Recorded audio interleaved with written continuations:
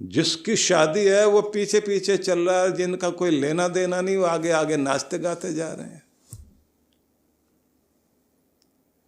भाई जिसकी शादी है उसे आगे करो, तुम अपना ड्रामा करते हुए नाचते गाते हुए आगे आगे चल रहे हो। सबसे पीछे बेचारा वो जिसकी शादी है, और आगे आगे वो हैं जिन्होंने खा पी करके निकल जाना है। नाच गाएंगे, खाएंगे पिएंगे, अपने घर निकल जाएंगे, रह जाएगा वो जो पीछे था वही पीछे रह जाएगा। समझ नहीं आता, आपके यहाँ की संस्कृति बड़ी महान बताते हैं, लेकिन है क्या ये? तो मैंने कहा ये संस्कृति में ही सब कुछ छिपा पड़ा है। जब अर्थी को लेकर के आगे चलते हैं तो एक संदेश दिया जाता है कि दुनिया में जीने वाले इंसान ये मत समझना कि तू अमरता का प्रमाण पत्र लेकर आया हुआ है। जाना तुम्हें भी पड़ेगा वहीं जहां आज हमें जाना पड़ रहा है। बस इतना ही होगा कि क्रम में सीरियल वाइज कौन आगे और कौन पीछे नहीं कहा जा सकता। आज मैं आगे हूँ, कल तुम में से कोई आगे होगा और तुम में से कोई लोग पीछे पीछे चल करके आएंगे विदाई देने के लिए।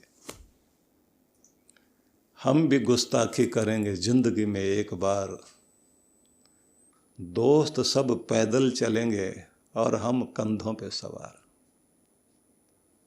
ये गुस्ताखी होगी उस दिन कि सारे दोस्त पैदल चल रहे हैं और हम कंधों पे सवार होके जा रहे हैं।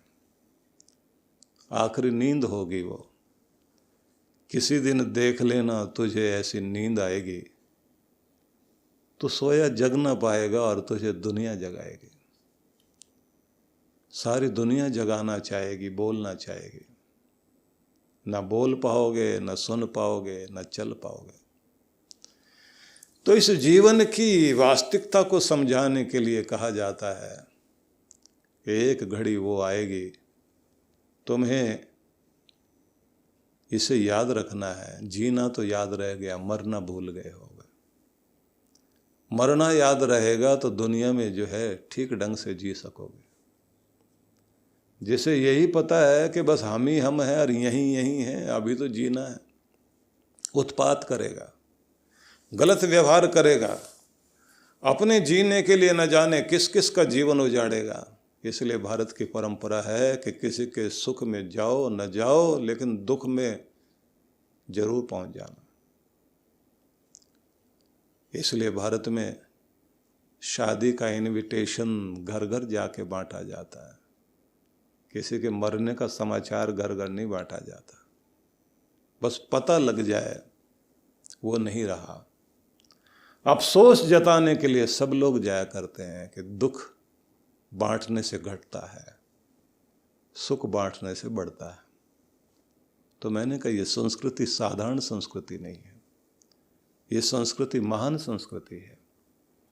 याद कराया जाता है कि शमशान घाट शहर के बीचों बीच नहीं बनता, वो एक कोने में होता है शहर के बाहर, लेकिन उसे याद कराया जाता है। दुनिया की रंगीनियां तो याद हैं, लेकिन उसे भी याद करो कि तुम इस पृथ्वी ग्रह पर कितने समय तक हो। कब विदाई की घड़ी आ जाए सब ठाठ पड़ा रह जाएगा, जब लाद चलेगा बंजारा, वो मेला उजड़ जाएगा। हजारों महफिलें होंगी, हजारों कारबा होंगे, जमाना हमको ढूंढेगा, न जाने हम कहाँ होंगे। और हमारे रहने से लगता है कि हम हैं तो दुनिया है, रंग बिरंगी दुनिया। हमारे जाते ही न जाने क्या हो जाएगा। तो ये बात ध्यान रख लीजिए, हम रहें न रहें, दुनिया की रौनक बिगड़ने वाली नहीं है। यहाँ मेले ऐसे ही सजते रहेंगे, चांद सूरज ऐसे ही उगते रहेंगे, हवाएं ऐसे ही चलती रहेंगी, फूल ऐसे ही खिलते रहेंगे, दुनिया के काम ऐसे ही चलते रहेंगे। ये मत समझो कि तुम्हारे रहने से ही सब कुछ है। लेकिन चिता जलने से पहले इंसान को अपनी चेतना जागृत कर लेनी चाहिए। इसी का संदेश है ये। वो लोग बहुत सीरियस हो गए, उसके बाद बोले महाराज यहाँ तक तो ठीक है, समझ में आ गई बात, लेकिन वो दूसरी बात भी बता दीजिए। एक में अर्थी आगे लोग पीछे हैं, दूसरे में ये भी एक अजीब चीज़ है, दूल्हा पीछे है, लोग आगे आगे चल रहे हैं। सबसे आगे बैंड बाजे वाले लोग हैं। तो मैंने कहा पहले तो बैंड बाजे वाले को ही ध्यान में रख लेना। दूल्हे को यह बताया जाता है कि बैंड बाजे में एक बड़ी अद्भुत बात होती है।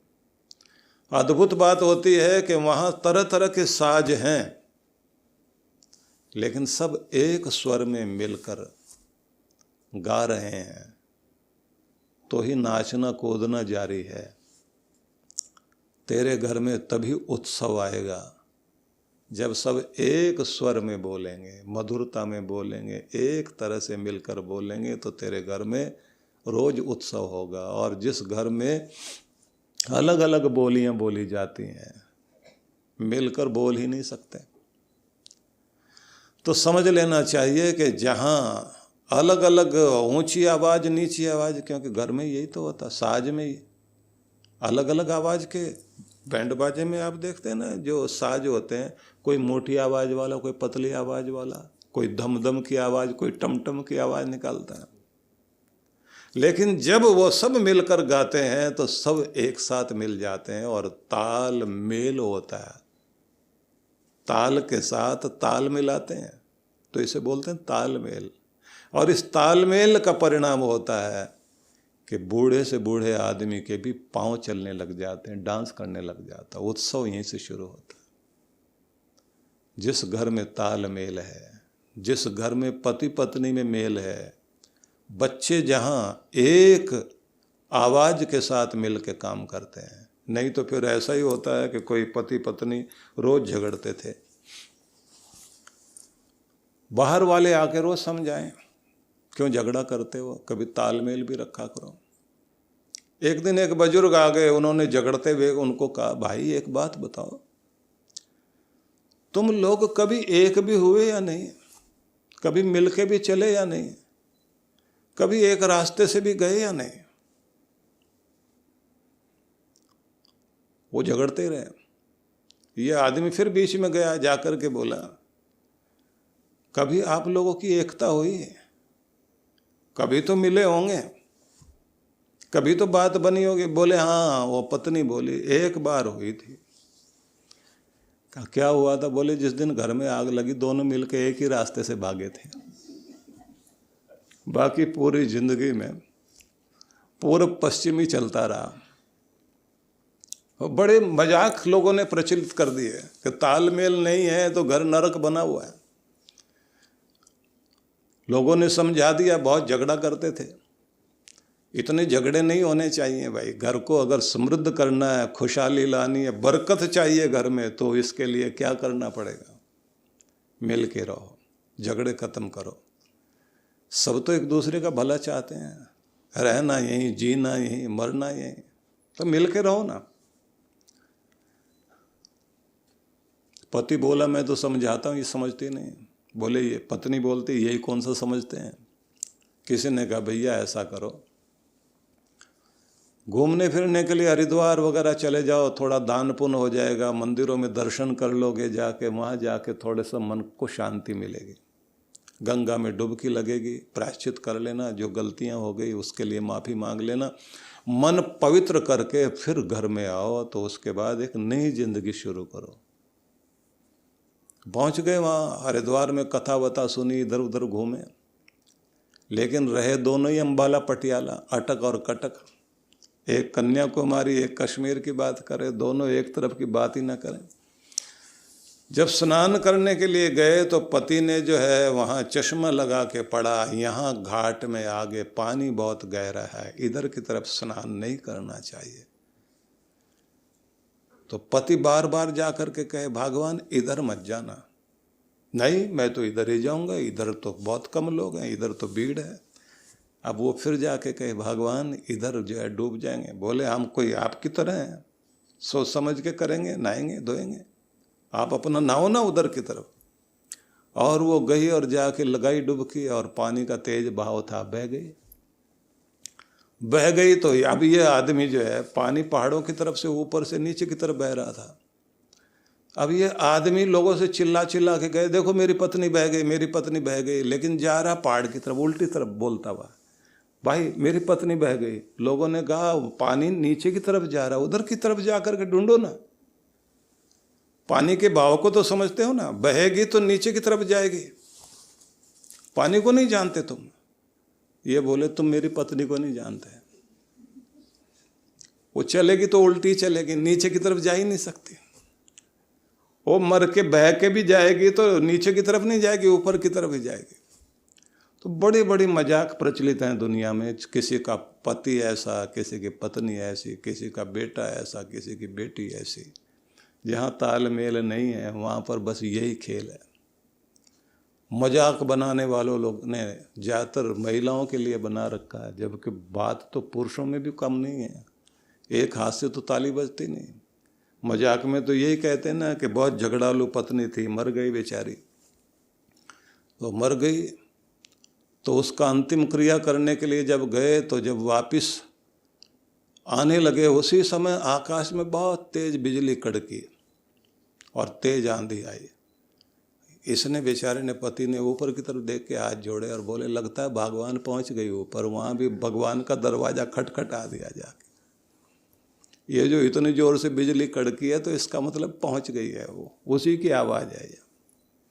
अभी तक मेरे घर में जो है इसी तरह से बिजलियाँ कड़कती थी, अब भगवान के यहाँ कड़कने लग गई हैं।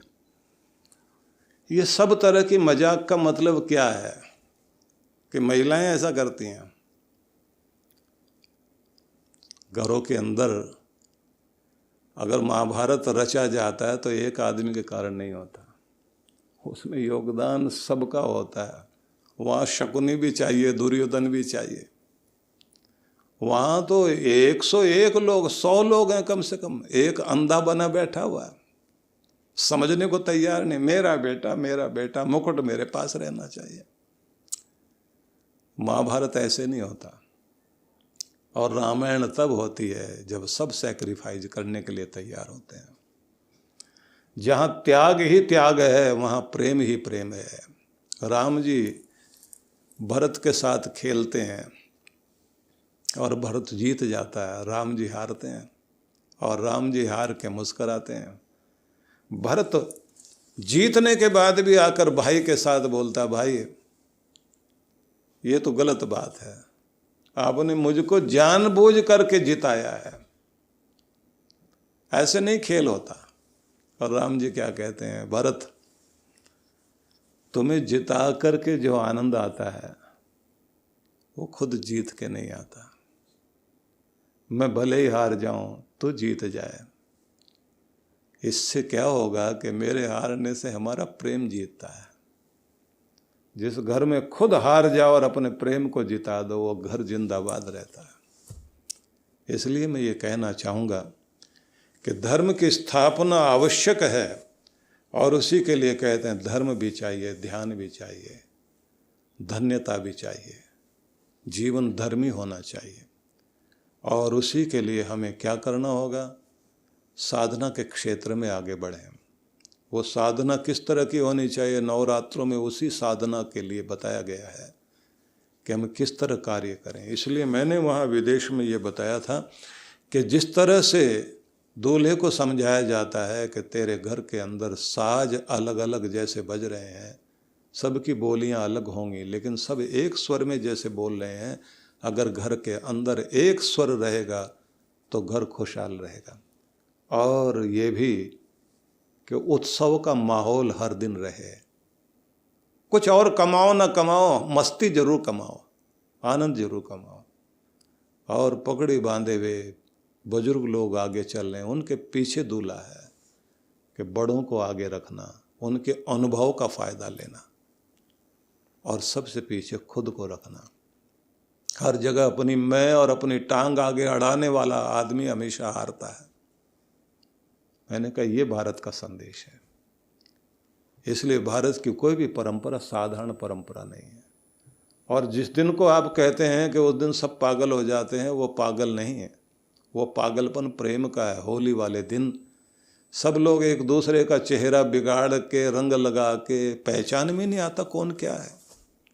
उस समय कहा जाता है कि अपनी अपनी पहचान भूलकर राज की मैं को हटाकर सिर्फ प्रेम के रंग में रंग जाओ और गले लग जाओ, जो होली सो होली, नई जिंदगी की शुरुआत। मैंने कहा ये परंपरा है भारत की, यह है हमारी संस्कृति, इसी की जय दुनिया में होनी चाहिए। टॉयन भी एक इतिहासकार हुआ, ब्रिटिश इतिहासकार। उसने कहा था कि अगर जातियों के उत्थान पतन के बीच कहीं माधुर्य के स्वर गूंज सकते हैं तो केवल मात्र भारत की संस्कृति को अपनाने से ही गूंज सकते हैं। इसी से कल्याण होगा दुनिया का, क्योंकि वो शांति के पुजारी हैं, मिलकर रहना जानते हैं और उत्सव धर्मिता को महत्व देते हैं। तो इसलिए मैं आपसे ये कहना चाहूँगा कि हम इस बात को समझें कि ये संदेश साधारण संदेश नहीं है जो हमें इस अवसर पर मिल रहे हैं। तो एक श्लोक से हम लोग आगे बढ़ना चाहेंगे, लेकिन आज का कार्यक्रम हमारा जो है संपन्न हो रहा है और मैं चाहता हूँ कि आगे बढ़ने से पहले हम लोग कुछ चीज़ें ज़रूर ध्यान में रख लें। मैंने आपसे कहा था भीड़ का हिस्सा मत बनो, भीड़ से ऊपर उठकर जीने की कोशिश करो। और इस बात का ध्यान रखो कि अपनी दुर्बलता को शक्ति में बदलना है। मेरी बात को बहुत ध्यान से सुनना और समझना। अपनी दुर्बलता को शक्ति में बदलना है, भीड़ का हिस्सा नहीं, भीड़ से ऊपर उठ के जीना है। जिंदगी अवसर का नाम है, अपने अवसरों को पहचानिए और उस पर काम कीजिए। बहुत सारे बिंदु हैं, लेकिन यहाँ रुकना होगा और अगली चर्चा में हम कल आगे बढ़ेंगे।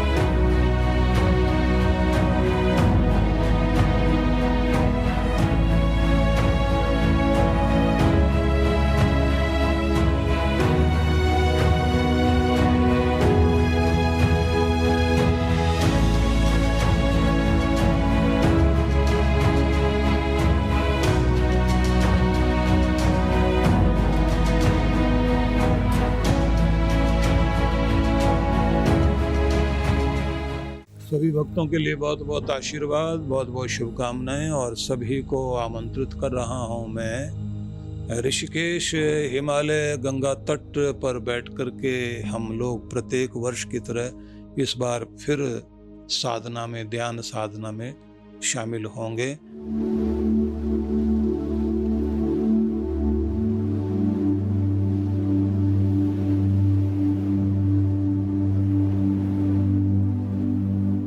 यह कार्यक्रम रहेगा 17 नवंबर से 20 नवंबर 2022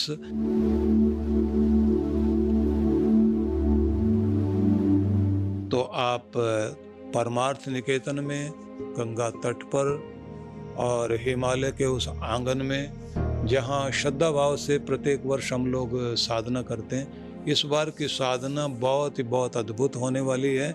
उसके संबंध में अलग से आपको जानकारी देंगे, क्या क्या लाभ आपने उसमें प्राप्त करना है। बस अब से तो इस समय यही निवेदन करूंगा कि आप लोग तैयारी कर लीजिए।